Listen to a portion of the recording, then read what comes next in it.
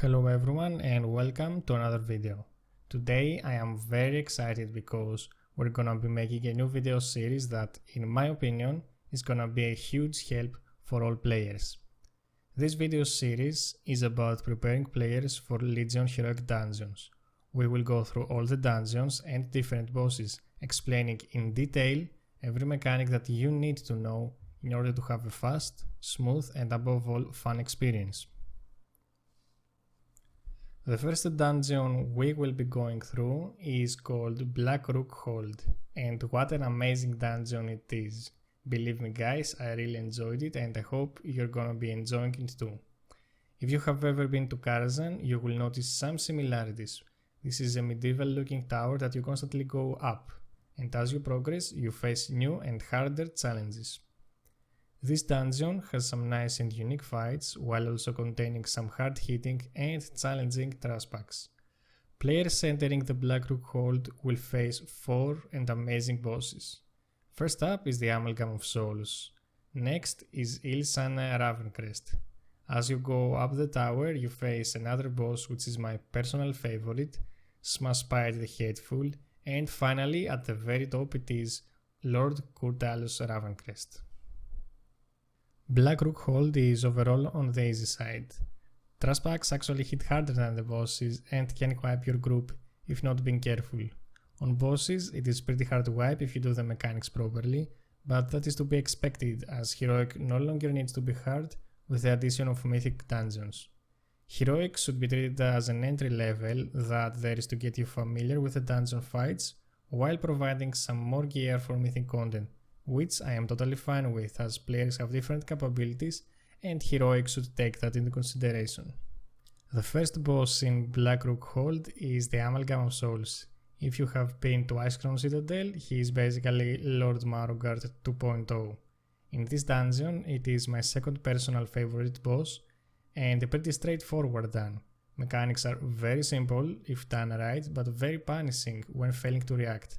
It is a two-phase fight that alternates between phase 1 and phase 2, but on Heroic our damage was so high we barely managed to see the whole phase 2, and luckily we did, so I can show it to you as well. Right after you pull, the boss will cast Swirling Scythe. This basically throws a scythe at a random player, causing high damage and spinning on the area. This ability is able to kill you if you don't move out fast, and also you have to be aware of your positioning because if you get stuck with this ability somewhere, you're definitely gonna be dead. The next ability the boss does is called Soul Echoes. This ability fragments a target's soul, causing him to leave soul echoes behind, which erupt after a while causing AoE damage. To counter this ability you have to move out step by step in order to avoid the damage and spread it at the smallest area possible. This is a very simple ability to do, but it can break your DPS because you have to move constantly, so maximizing DPS and healing while dealing with this ability will be a nice experience. Another very important ability that both the tank and the players have to take care of is called Rip Soul.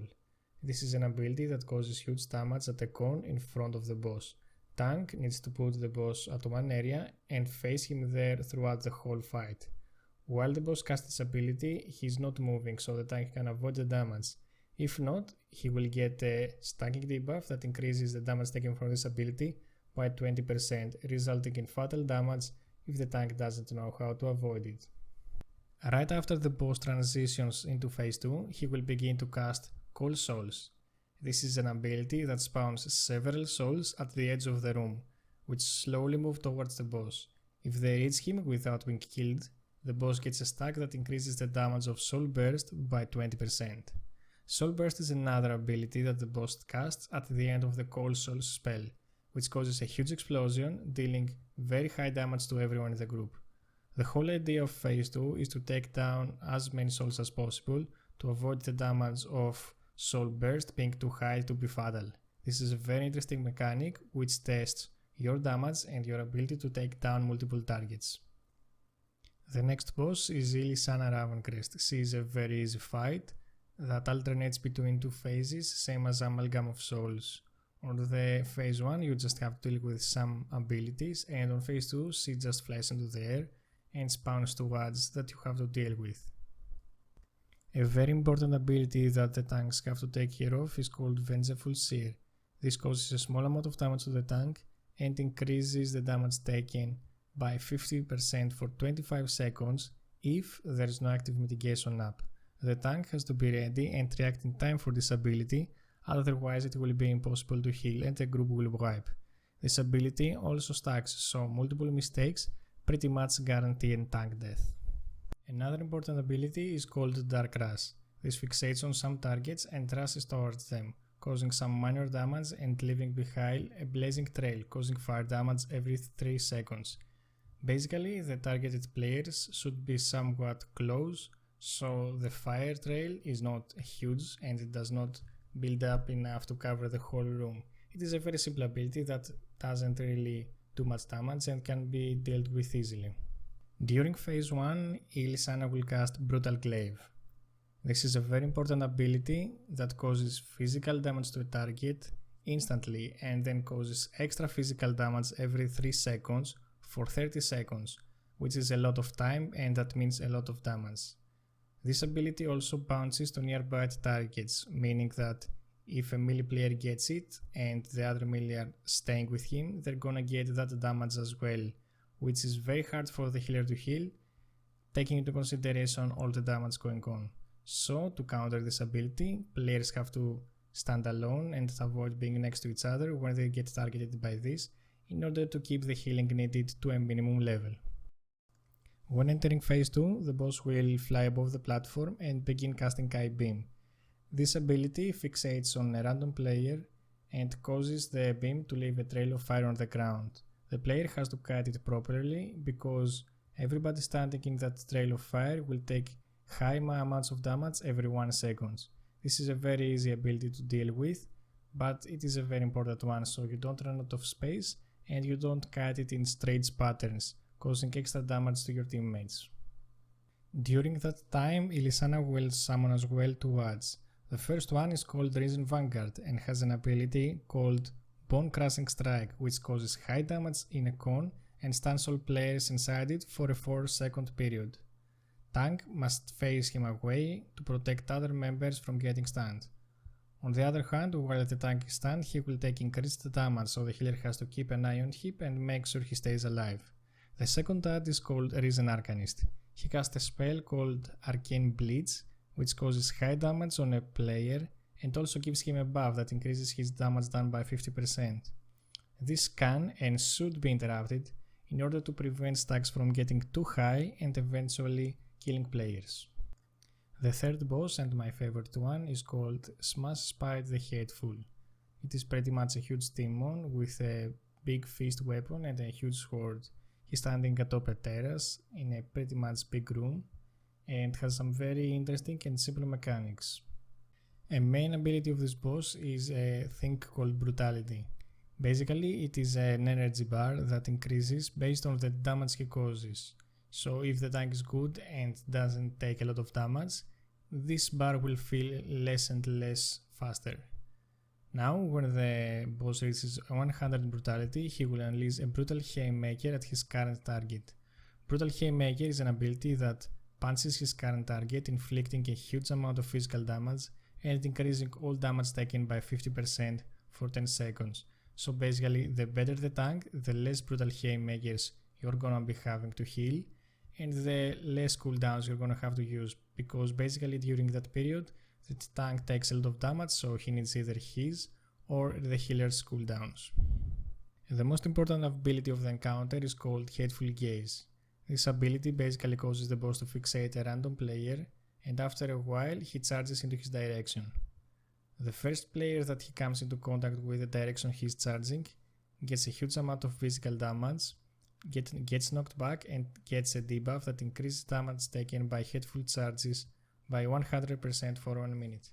Most classes that get hit by this ability with a debuff already will die instantly. So when a player has this, you just leave him, he just takes the first hit, and then you have to intercept the damage by standing between the player and the boss.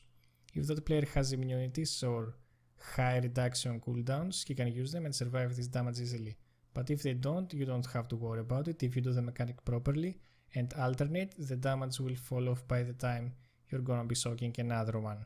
So this ability is very fun, very nice and engaging, and it is very important that you know how to handle it, otherwise you're gonna wipe on this boss. During the fight, the boss will cast many times an ability called Earth-Shaking Storm.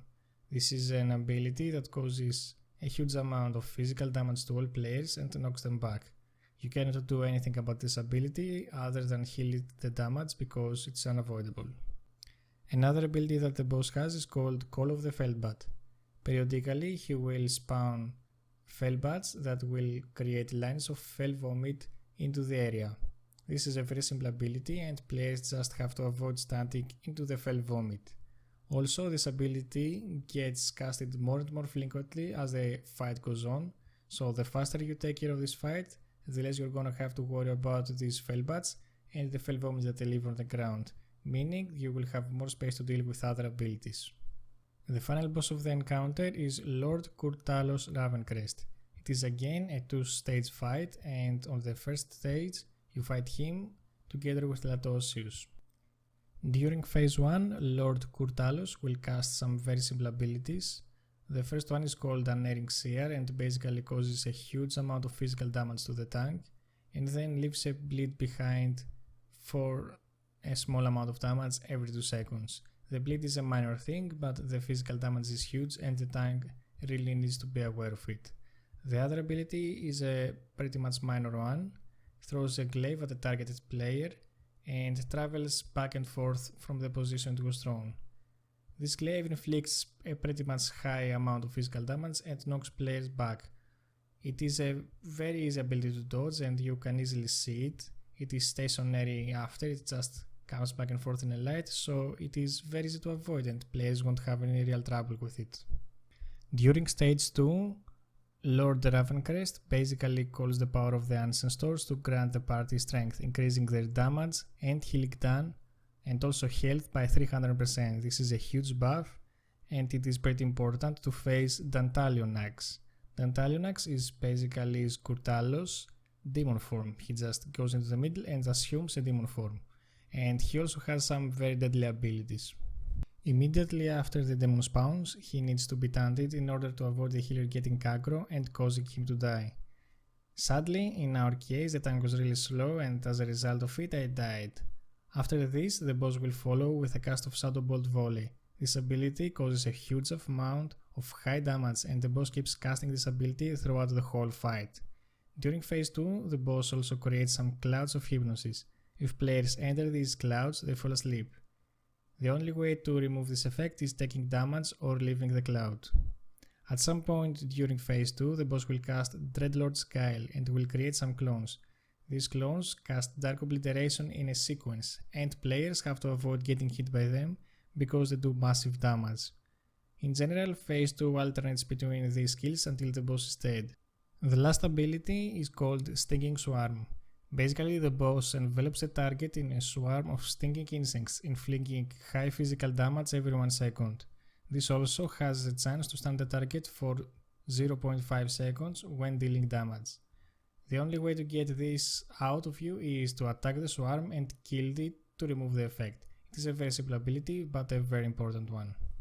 This is pretty much everything that you need to know about Black Rook Hold Heroic. Keep in mind that mythic tactics are the same as heroic tactics with the addition of keystone effects. If you like this video, remember to hit the like button and subscribe to my channel for more videos. Enjoy and see you next time.